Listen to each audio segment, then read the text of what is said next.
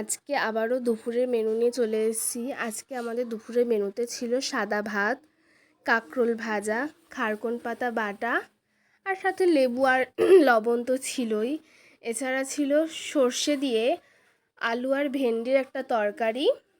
এছাড়া ছিল কাঁঠালের বীজ আর ডাঁটা দিয়ে মুসুরির ডাল, আর ছিল কাতলা মাছের কালিয়া আলু দিয়ে, আর কি যেটা রসা আর কি বলা হয়। আজকে তোমাদের বাড়িতে দুপুরে কি কি মেনু ছিল অবশ্যই কমেন্টে জানিও।